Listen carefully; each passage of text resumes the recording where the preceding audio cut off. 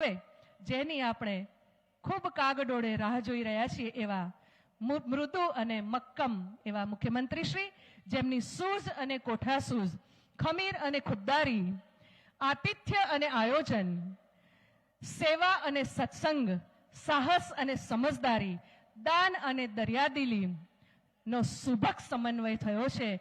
એવું એ વ્યક્તિ નથી પરંતુ વ્યક્તિત્વ છે. એવા ગુજરાત રાજ્યને એક આયામ ઉપર લઈ જનાર મુખ્યમંત્રી શ્રીને વિનંતી કરું છું કે તેઓ પ્રસંગોચિત ઉદ્બોધન કરશે.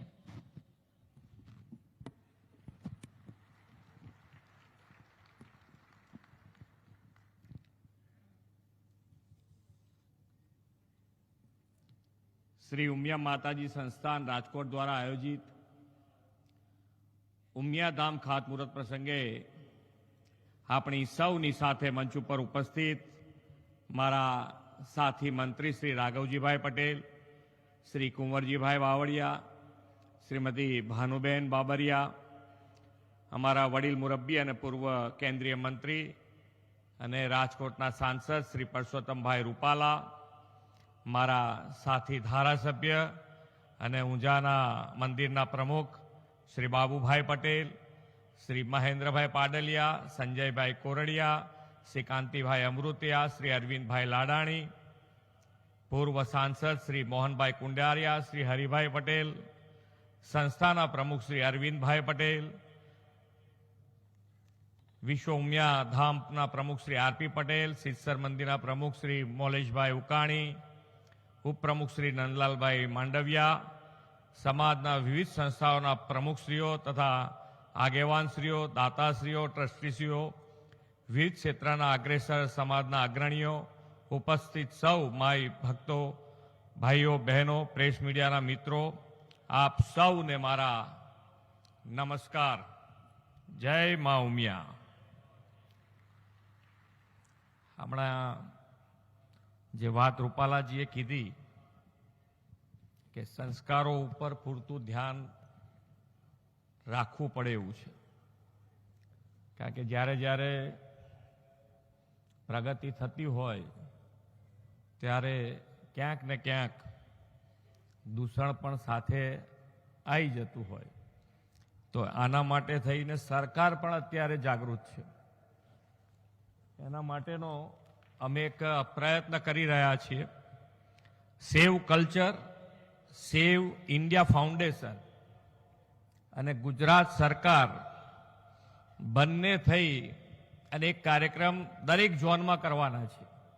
એક અમદાવાદમાં એક કાર્યક્રમ હજુ શરૂઆત કરીને કર્યો છે, સાંસ્કૃતિક યોદ્ધા કાર્યક્રમ, અને વક્તૃત્વ સ્પર્ધા પણ કરીએ છીએ એની અંદર. હવે બીજો કાર્યક્રમ અમે સુરતમાં કરવાના છીએ, ત્રીજો રાજકોટમાં કરીશું, બરોડા કરીશું. એટલે કે દરેકે દરેક અત્યારે દરેક સમાજ માટે આની ખૂબ જરૂરિયાત છે કે ચારિત્ર ઉપર પૂરતું ધ્યાન આપવામાં આવે. અને અહીંયા તો જ્યારે જ્યારે પણ આપણે સમાજ ભેગો થાય તો માતાજીને આપણે સાથે રાખીએ છીએ, અને જ્યારે માતાજી સાથે હોય તો મને પૂરો વિશ્વાસ છે કે કોઈ દૂષણ આપણને અડશે નહીં, અને આપણે જે પ્રગતિ કરી છે સમાજે, એ સમાજ આપણો હજુ વધુ ને વધુ આગળ વધશે. વિશ્વ નેતા અને દેશના યશસ્વી વડાપ્રધાન અને દેવી શક્તિના પરમ આરાધક શ્રી નરેન્દ્રભાઈના નેતૃત્વમાં ગુજરાતની જનતાએ અમારી રાજ્ય સરકારને જે ઐતિહાસિક જનાદેશ આપ્યો, તેના 2 વર્ષ પૂરા થવાનો સેવા ઉત્સવ ગઈકાલે જ અમે ઉજવ્યો છે.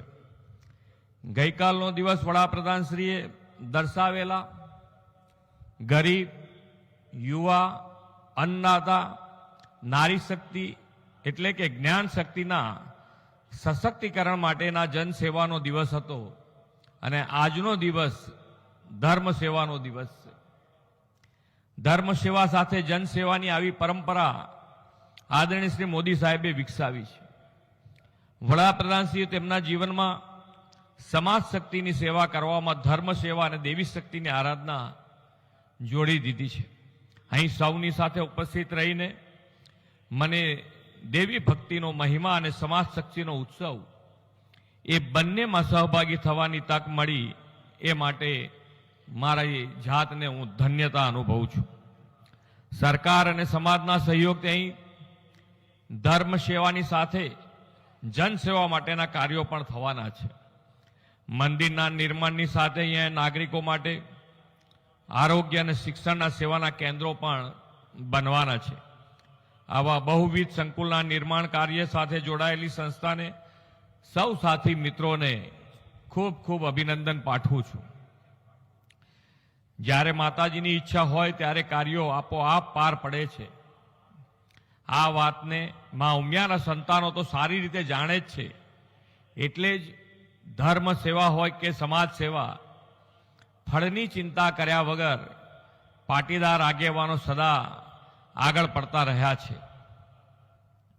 અહીં પણ મંદિર નિર્માણના પવિત્ર કાર્યમાં ધર્મ ભાવથી સહયોગી આપનાર સૌ ભક્તજનો, દાતાઓ, દાનવીરો, સ્વયંસેવકોની ભાવના બિરદાવવી પડે. ઉમિયા માના આશીષથી આજે પાટીદાર સમાજની સેવા ભાવના સોળે કળાએ ખીલી ઉઠી છે. આવી સમાજ સેવા પ્રવૃત્તિની સુવાસ દેશ અને દુનિયામાં પ્રસરી છે.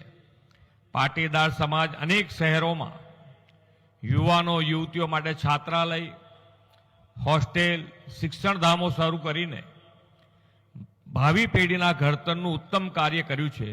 તે પણ અન્ય સમાજ માટે પથદર્શક છે. કોઈ પણ જ્ઞાતિ જાતિનો સમાજ જ્યારે એક બની, નેક બની, સંગઠિત બની, એકબીજા સાથે ખભે ખભો મિલાવી આગળ વધે ત્યારે રાષ્ટ્ર નિર્માણનું મહત્વનું કાર્ય થઈ શકતું હોય છે. સમાજ શક્તિથી રાષ્ટ્ર નિર્માણ તથા ધર્મ સેવાના ઉન્નત લક્ષ્યો સિદ્ધ કરવાના વિઝન સાથે વડાપ્રધાન શ્રી મોદી સાહેબે ભારતની સાંસ્કૃતિક ધરોહર અને આધ્યાત્મિક ચેતનાના સંસ્થાનના પુનઃસ્થાપન માટે અવિરતપણે સેવારત છે.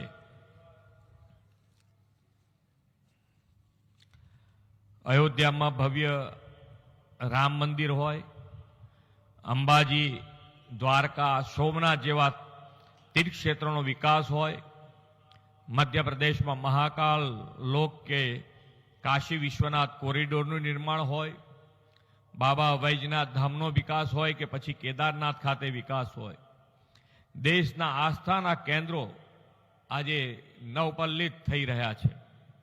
રામાયણ સર્કિટ, બૌદ્ધ સર્કિટ, વિવેકાનંદ સર્કિટ જેવી વિવેશ આધ્યાત્મિક પર્યટન રૂટ્સ પણ વિકસાવવામાં આવી રહ્યા છે. વડાપ્રધાનશ્રીની કાર્યનીતિ સ્પષ્ટ છે. વિકાસ પણ અને વિરાસત પણ. વિકાસના કામો પણ કરવાના છે અને આપણા સાંસ્કૃતિક ધાર્મિક ગૌરવને પણ નવી ઊંચાઈએ લઈ જવાના છે. વડાપ્રધાન શ્રી નરેન્દ્રભાઈએ મંદિરોને સમાજના ચેતનાના કેન્દ્રો પણ કહ્યા છે. પાટીદાર સમાજ આપ સૌ આગેવાનોને આવા જ એક ભવ્ય ચેતના કેન્દ્રનું નિર્માણ કરવા જઈ રહ્યા છે. આ ચેતના કેન્દ્ર વિકસિત ભારતના સંકલ્પને ધર્મ, સંસ્કૃતિ અને સમાજ એકતાના સમન્વયથી પાર પાડવામાં પ્રેરણારૂપ બનશે તેવો મને વિશ્વાસ છે. વડાપ્રધાનશ્રીના નેતૃત્વમાં વિકસિત ભારત માટે વિકસિત ગુજરાતનું લક્ષ્ય સિદ્ધ કરવાની માં આપણને સૌને શક્તિ આપે એવી માં ઉમિયાના ચરણોમાં પ્રાર્થના કરીને વિરમું છું. ભારત માતા કી જય. વંદે માતરમ. જય જય ગરવી ગુજરાત.